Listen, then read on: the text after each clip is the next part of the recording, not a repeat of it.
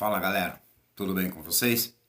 Bom, antes de dar início aqui, né, a esse nosso bate-papo aqui sobre um camarada chamado Francis Bacon, né, eu gostaria de lembrar vocês aí que como vocês já haviam até pedido aí, cobrado algumas atividades, eu disponibilizei para vocês aí 6 questões, né, 6 exercícios para vocês treinarem, fazerem aí, depois a gente vê o que podemos fazer e até mesmo podemos fazer a correção, né? Na próxima oportunidade, na próxima aula aí, né? Teremos aí depois o plantão, a gente pode fazer a correção também dessas atividades ou mesmo, né? Durante aí alguma outra aula que a gente possa estar fazendo aí também, ao vivo. Mas então, para a gente começar a falar do Bacon, né? É importante a gente lembrar que, primeiro, ele é um pensador, né, bastante atual, né, vamos dizer assim. Ele, no que tange, né, a questão da valorização, sabe, da importância que o Bacon, né, ele vai dar para a natureza. Então, ele vai criar uma relação muito forte, né, com o discurso, né, da sociedade em relação à natureza, do discurso, né, ou pelo menos da tentativa de mostrar o quanto a ciência, né, o método, né, o cientificismo é importante. Mas também vale lembrar que ele tem uma forte influência do Platão. Né? Ele é um admirador do pensamento grego, né? Mas ao mesmo tempo também ele é um ácido crítico, né? de uns pensadores grego e também do próprio Aristóteles. Embora o Platão ele seja um racionalista, o Aristóteles, né, não trabalhar mais como um empirista, né, o Bacon ele vai dizer que o, o, o pensamento, né, científico ele tem que ser um pensamento, né, uma racionalidade. A mente científica ela tem que ser uma mente pura, né? Pura em qual aspecto? Uma mente que não esteja misturada ou contaminada com algumas ideias como o preconceito, né? E aí ele vai, ao longo da sua obra, né, desenvolver alguns conceitos curiosos, né? E que a gente é muito pouco vê sendo discutido, sendo debatido com o Bacon, né? E o Bacon ele dizia, né, que o conhecimento é em si mesmo um poder. O conhecimento é em si mesmo um poder. Ora, mas o que é esse conhecimento, né, para o Bacon? A gente ouve muito, né, essa coisa de que querer é poder. Né? Às vezes até eu brinco em sala de aula aí com a galera de primeiro, de segundo ano, né? Querer é poder. Claro que se a gente quer alguma coisa, no mínimo, né, a gente tem que querer. Mas nem sempre as condições do querer nos dá, né, nos habilita a poder aquilo que a gente quer, né, o poder fazer aquilo que a gente quer.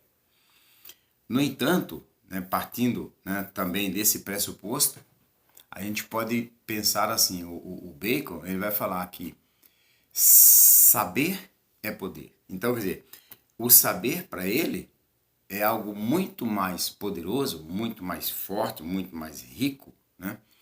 Porque você conhece, né? Você tem o domínio, né? Você sabe. Então, o Bacon ele é de né? Ele é de 1561, né? E ele morre em 1626. Então vocês podem, obviamente, vocês têm aí o material em mãos, né? Eu preparei o material aí e tal, mandei, né, para vocês. Então gostaria que vocês também seguissem o material, não deixar de acompanhar a aula com esse material, com os materiais que a gente envia, porque é uma forma também de vocês acompanhar, né? Então assim, o Bacon, ele foi considerado, né, um dos pensadores, né, mais importante, da filosofia moderna. Ele vai inaugurar, na verdade, uma metodologia, né, dentro do processo científico, né, mesmo a visão da mente científica. Né. Ele, por muitos, é considerado como, né, o pai, né, vamos dizer assim, do método experimental. Né. O conhecimento científico como instrumentos práticos de controle da natureza. O que é isso, pessoal? Então ele vai dizer que o conhecimento científico, né, é tão importante que é com este conhecimento, né, que é com o controle de um método científico, que nós vamos dominar a natureza. E no sentido de dominação da natureza é a gente ter condições de controlar, né, e também de ampliar os nossos acessos à natureza. E ele vai colocar que a importância da natureza pro Bacon é tão grande que ele diz que a própria humanidade, a sociedade, que bem, né, entender a partir de um processo científico, a partir de um domínio técnico-científico, né, e é necessário você ter esse conhecimento, este método, né, porém, quanto mais eu conheço, mais eu domino a própria natureza. E para ele, esse rigor, né, de controlar, né, de fazer bom uso da ciência, é necessário, e nós vamos ver daqui a pouco,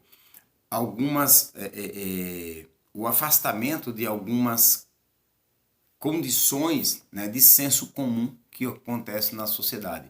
Entre eles, né, ou entre elas, né, a questão dos preconceitos, né, que nós vamos ver daqui a pouco. De acordo com Bacon, né, na verdade, existem 4 tipos de ídolos, ou de imagens, que formam opiniões cristalizadas e preconceitos que impedem o conhecimento da verdade. Então, para ele, há a imagem, o ídolo, né, que a gente forma, né, as ideias, né, mesmo as nossas crenças, elas são tão fortes, tão arraigadas, que elas se tornam dominante, para não dizer predominante, em nossas mentes. E aí faz com que a gente deixe de enxergar a ciência, né, ou uma condição científica, uma condição da verdade, a partir de métodos, a partir de pesquisas, né, mesmo da dedução, né, da indução. Ele entende que muitos dos erros que nós cometemos, que a própria humanidade comete, é justamente por falta de um cuidado, de um preparo, de uma leitura, de uma mente científica, de uma mente metodológica, de uma mente apurada. E para ele isso é importante e é necessário. Então, assim, ele rejeita a especulação filosófica como cientificamente válida. Então, para ele, essa coisa do abstrato, né, do especulativo, não tem validade. Né? Cientificamente, para ele, não é válido.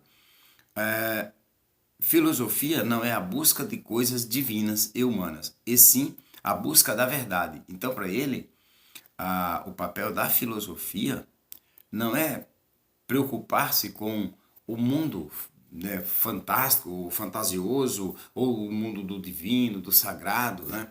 Essa questão da busca de Deus, né?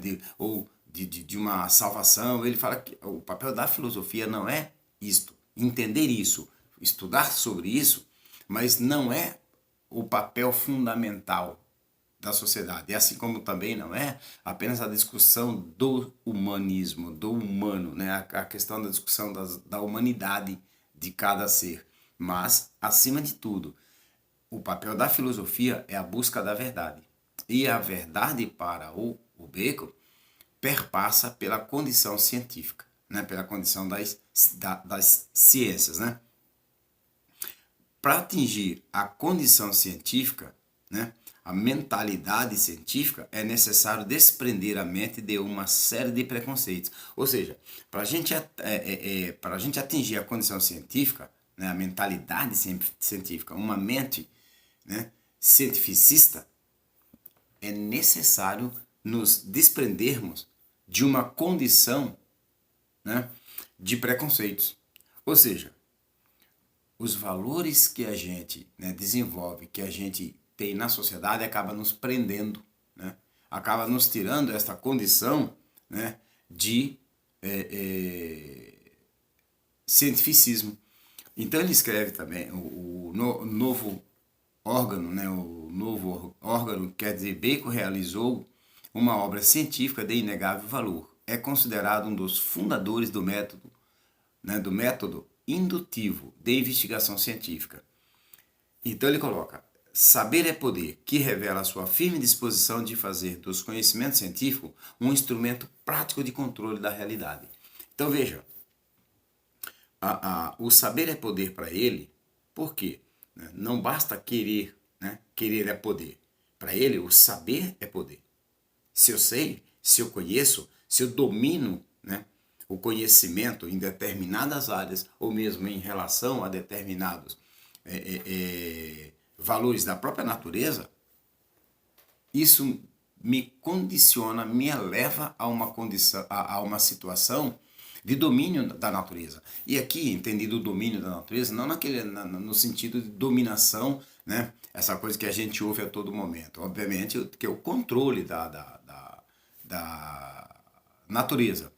O que ele também não está afirmando, que a ciência simplesmente a gente controla de fato a natureza, né? Mas você pode tirar proveito dela, você pode aliar, né?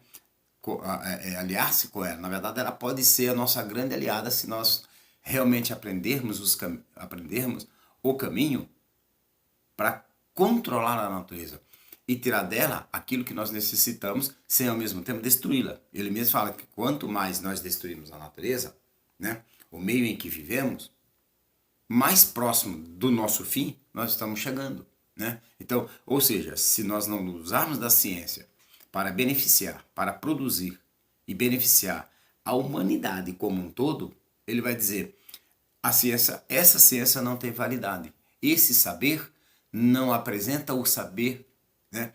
É poder que o Bacon está falando. Então, saber é poder desde que tenha validade, né? Não só sob o controle de uma natureza, mas como também, né, que sirva de uma maneira geral para atender às necessidades da sociedade, da humanidade. Então, nesse ponto, eu vejo assim uma percepção bastante assertiva, né? Então ele vai usar, né, do pensamento dele também como uma crítica ao próprio, né, aristotelismo, né?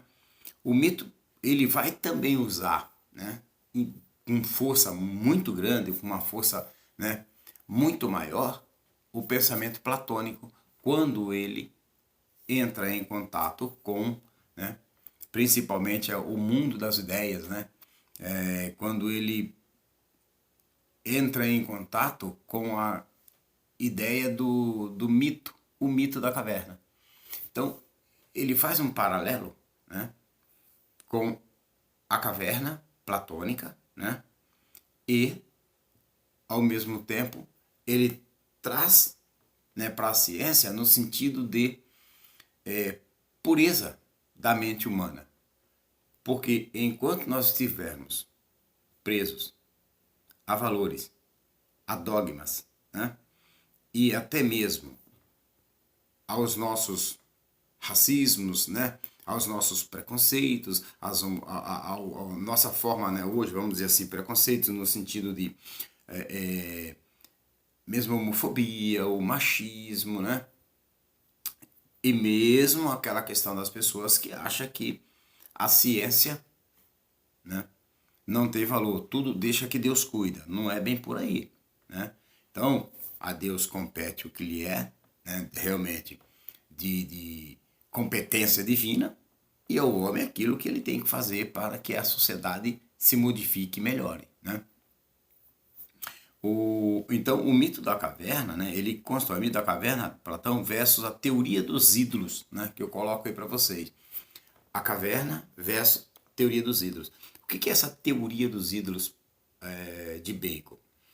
O Bacon foi fortemente influenciado pelo espírito renascentista e fez forte crítica à escolástica.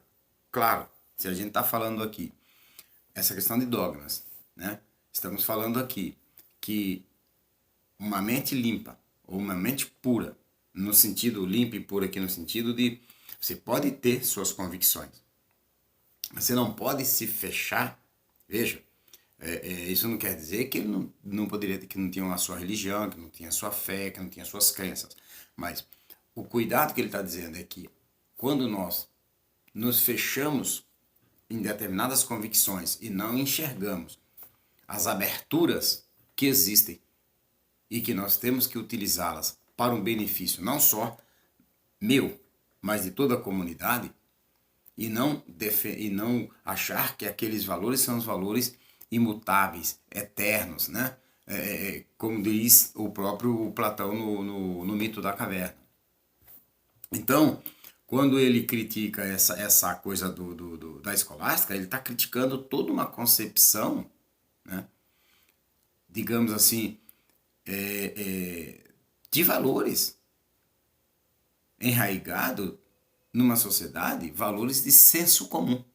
Lembram-se, né, quando nós falávamos aí em algum momento, alguma aula, a ideia do próprio grego, né, com relação à doxa e à episteme, né, quando a doxa representava aquela ideia do senso comum, né, a ideia do opinativo, da opinião, ou seja, a opinião de cada um, né, e acaba se tornando um senso comum, geral.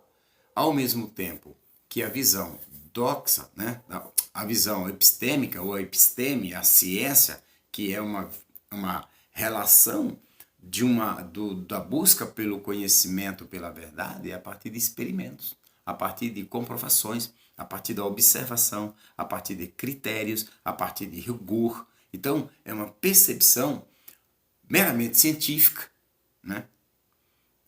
E ao mesmo tempo não deixa, né? Não impede que você tenha suas convicções. Então, o novo órgano, né? Que o Aristóteles, a obra Organum, né? Do Aristóteles, Instrumentos, onde ele desenvolve sobre a ética, sobre a metafísica, né? Onde ele vai falar sobre política.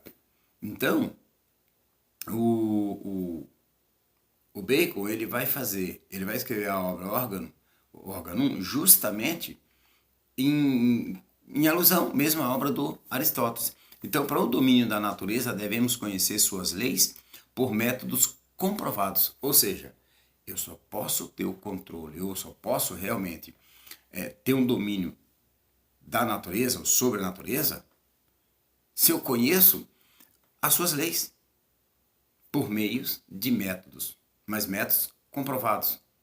Não métodos especulativos, como eu falei lá no início da aula, né? Não trata-se aqui de especulações simplesmente, mas sim de uma metodologia, de um método, de um caminho, né? Absolutamente, né? Cuidadoso, observado, testado, experimentado, comprovado, né? Repetidas vezes. Então, a necessidade de se estabelecer um método, estudar os fenômenos naturais de forma clara, experimentação do raciocínio indutivo. Então, na verdade, é o processo da indução, né? Você vai construir todo um meio indutivo, né? Para você obter resultados, para você buscar respostas, que você vai voltar a repetir, né? Essa resposta para você buscar um resultado esperado. Restabelecer o império dos homens. Eu chamo muita atenção para vocês nessa parte aqui, galera. Restabelecer o império dos homens. Porém, para se chegar ao pleno saber científico, é necessário se afastar dos preconceitos. Então, o que ele está defendendo aqui? Ao mesmo tempo, é uma crítica que ele faz, né? E ele faz fortíssimas críticas, inclusive a percepção de mundo medieval, né? Que também ele é um período ali do século V, né? ao século XV, período da Idade Média, onde você tem um absoluto controle, domínio da visão religiosa, né? Das convicções religiosas, né? O domínio, obviamente, aqui não é segredo para ninguém, né? Do cristianismo, e ali há toda uma ordenação a partir de um conceito de divindade, no período medieval. Aqui, quando ele fala que restabeleceu o império dos homens, né? Porém, para se chegar ao pleno saber científico, é necessário se afastar dos preconceitos ou dos ídolos. E aqui a gente entra especificamente no que ele está chamando de ídolo. E eu chamo a atenção de vocês para essa questão, até porque você pode colocar isso no dia, né? Você pode fazer um paralelo tranquilo, né? Depois vocês leem com atenção isso aqui, nós vamos tirar todas as dúvidas que vocês tiverem. Mas eu gostaria que vocês lessem com cuidado, porque, ó, o que são esses ídolos? Falsa imagem acerca de algo, agindo como filtro que modifica a cognição do objeto apreciado, né?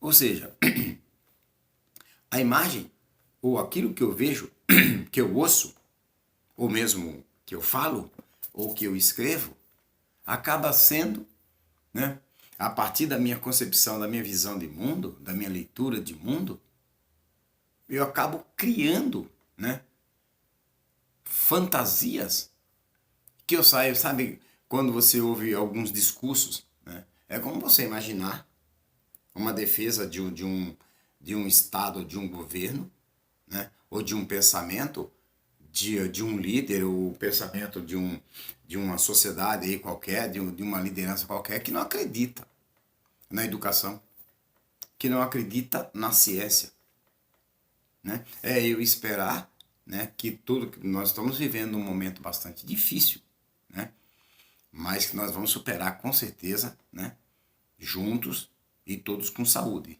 né? Mas, ao mesmo tempo, você sabe o quanto é importante, neste momento, o papel da ciência. A mente pura, a mente científica. Vamos pensar de forma, obviamente, humanística? Sim, mas não posso desprezar em momento algum a ciência, o saber científico, o conhecimento, né, a pesquisa, não é verdade? Então, para você, para restabelecer o progresso, né? Ó, para estabelecer o progresso das ciências, primeiro temos de destruir os ídolos. Retrato considerado como se fosse uma realidade, uma deturpação, um erro arraigado na mente e nas atitudes humanas. Ou seja, a função primordial da teoria dos ídolos é conscientizar os homens das falsas noções que barram o conhecimento, partindo assim rumo à verdade. Ou seja, pessoal, veja, a todo momento ele vai dizendo, ou a gente abre os olhos, né, epistêmico, né, os olhos do criterioso, do analítico, sabe, o olhar responsável, né? E repito, mais uma vez, não está dizendo aqui para você abandonar, para você que você não pode ter as suas convicções, as suas, né, crenças, a sua fé, a sua cristandade, ou seja, lá o que for, né, que você acredita e que alimenta a sua espiritualidade, né, o seu sentimento de ser humano.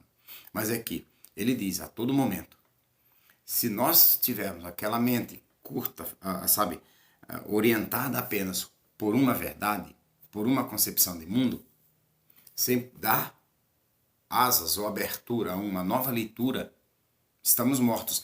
E esse autor aqui, esse filósofo, ele é muito importante, né, além da questão científica, para isso que ele está chamando essa questão dos ídolos, né, as idolatrias, né, mais especificamente aqui os ídolos, né, os ídolos da tribo, ele coloca ídolos da tribo, né, os ídolos da tribo estão fundados na própria natureza humana, na própria tribo ou espécie humana. É falsa a acessão de que os sentidos do homem são a medida das coisas, ou seja, pré-socráticos, né? Muito ao contrário, todas as percepções, tanto dos sentidos como da mente, guardam analogias com a natureza humana e não com o universo. O intelecto humano é semelhante a um espelho que se reflete desigualmente, né, os raios das coisas e dessa forma as distorce e corrompe. Então, os nossos sentidos, ele está falando aqui dos nossos sentidos. Então, o nosso sentido, ele nos faz enxergar coisas que não são. Quantas vezes você já não se enganou? Pense quantas vezes você, de repente, vai falar uma coisa e, de repente, sai outra.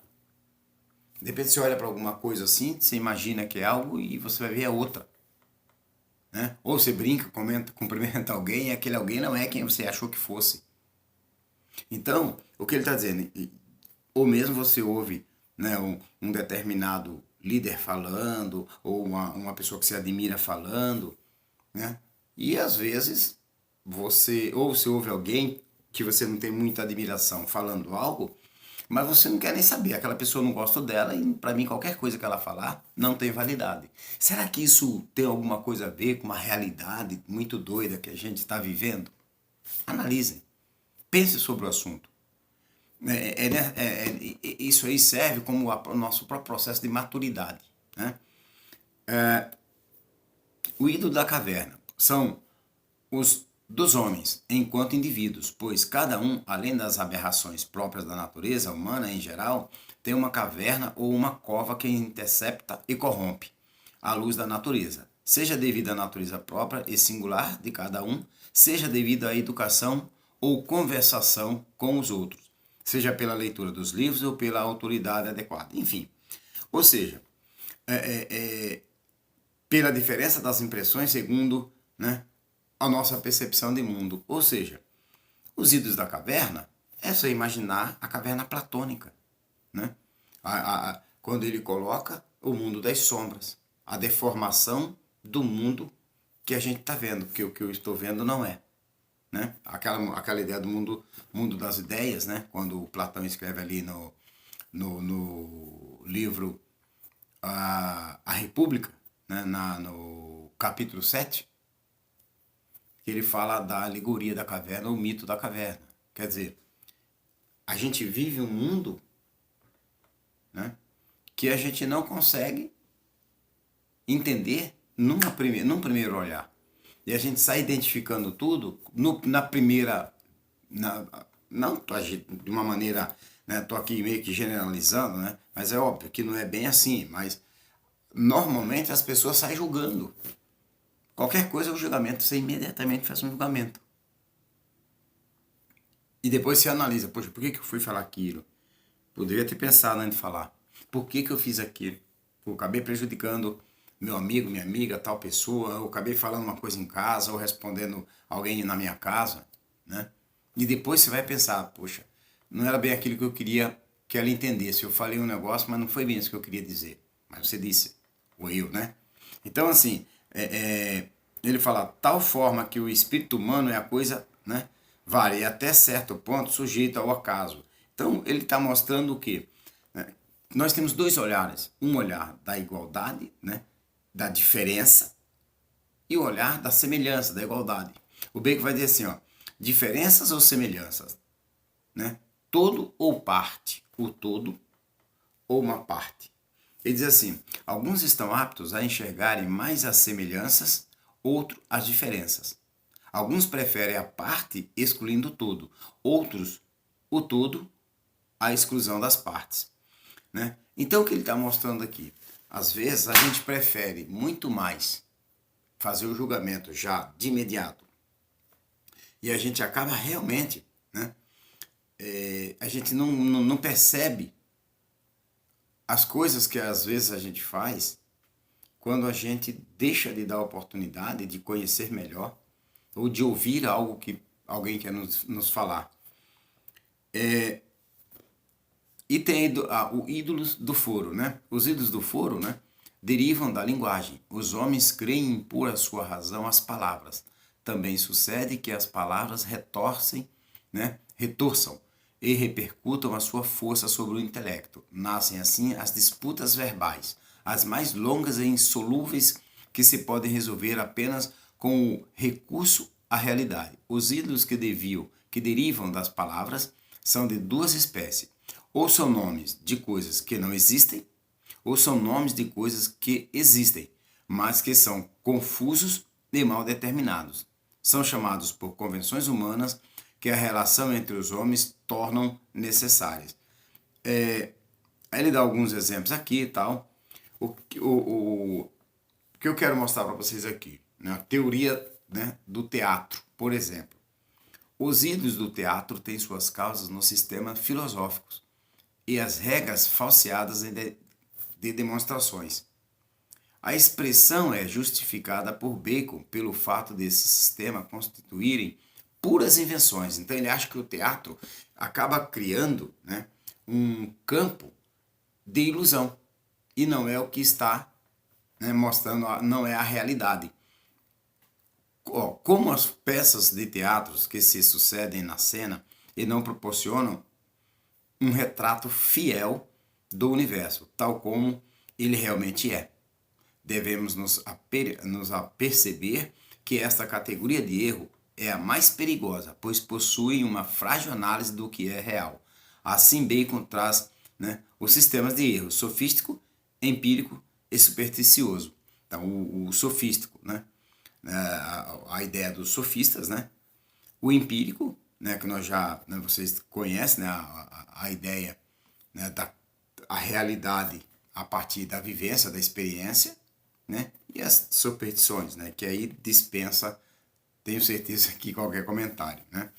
E a sofística aqui, sobre a base de alguns dados banais extraídos da realidade e utilizando apenas o raciocínio. É tomado como uma verdade absoluta. Então, o que ele está dizendo? Não é porque é científico, né, a minha racionalidade, né, não, já é a verdade. Não. A minha razão é o que vai me condicionar, na verdade, na realidade, a pesquisar, a inferir, né, a buscar, né, ou a induzir de tal maneira que me faça pensar determinadas circunstâncias, né? E a empírica, no caso, como princípio de estudo, reduzir o número de dados da realidade e limitar o universo a esses mesmos dados. Portanto, as suas teorias não estão baseadas nas noções vulgares, mas nas estreitezas de uns poucos e obscuros experimentos. Então, o que ele está dizendo aqui, o experimento ele tem que ser, né, de forma muito constante, testada, tentada, sabe, buscar aqui para explicar, para entender, para poder comprovar algo. Não basta você ter uma condição racional, né? Não basta você fazer uma, duas vezes o experimento. Então, há critérios, rigor, né? O lance da observação, né? Então, o que ele está mostrando para nós aqui, né, que diferentemente de um método epistêmico, cuidadoso, criterioso, né, a gente tem que ter cuidado também com o nosso discurso, com a nossa fala, da maneira como a gente se dirige, da maneira como a gente fala, né? As verdades, elas não estão simplesmente nas palavras, né?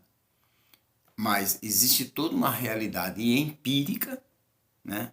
Mas a gente tem que estar, ao mesmo tempo, também nos libertarmos dos nossos preconceitos, dos nossos ídolos, né?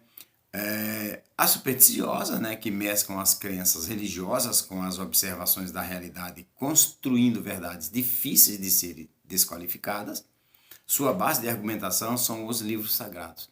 Então veja, ele está aqui pontuando o perigo que é um conhecimento, né, ou uma base, né, não vou nem dizer falar uma base científica, mas uma base de uma formação de uma sociedade a partir de uma visão supersticiosa. O que ele está chamando de supersticioso aqui? Sabe?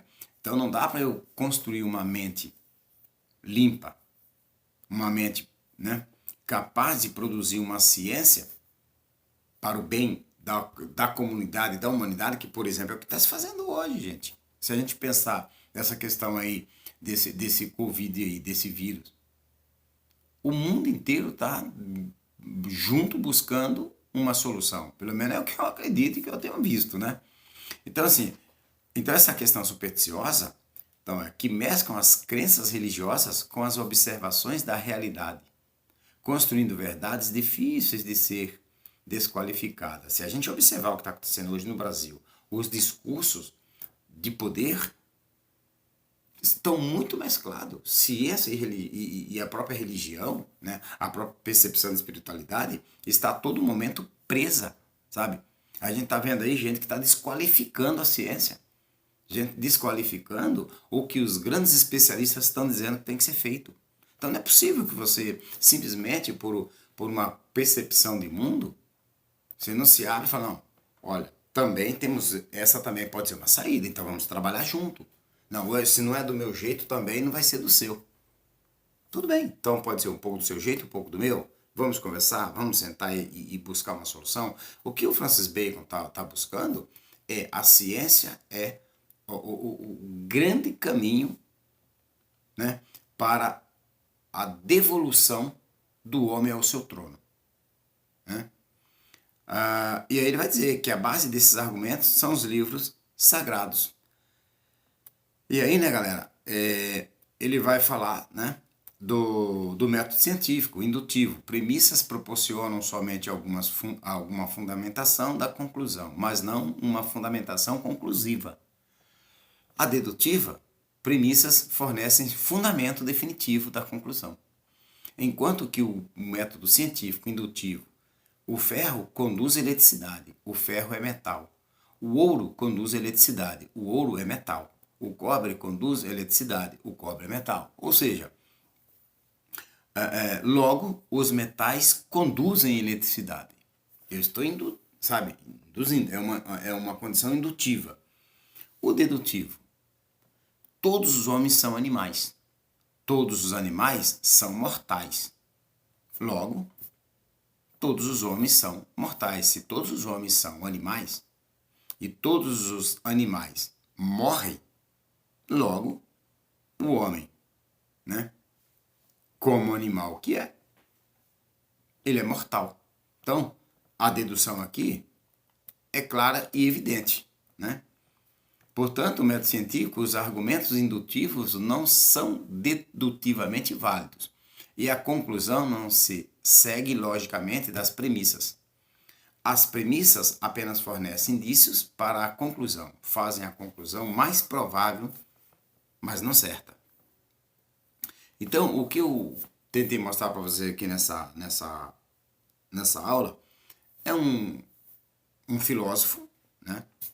Extremamente importante, mas pouquíssimo discutido, né? Debatido, lido, mas é, ao meu entendimento, ao meu ver, hoje um filósofo que está muito, muito atual. Então, galerinha, eu agradeço aí mais uma vez, espero que eu tenha contribuído, que a aula tenha contribuído aí um pouco mais com o conhecimento, né, científico e humano de vocês, né, e que vocês possam com o tempo fazer uma leitura com tranquilidade, né, e numa próxima oportunidade a gente vai discutir, a gente vai tentar, né, com um tempo maior, até mais tranquilo, tentar entender e fazer uma discussão bem séria, né, e bem à vontade e desprendidos dos ídolos. Então eu espero vocês aí uma discussão em cima disso aqui. É rico o assunto. Muito obrigado e até a próxima.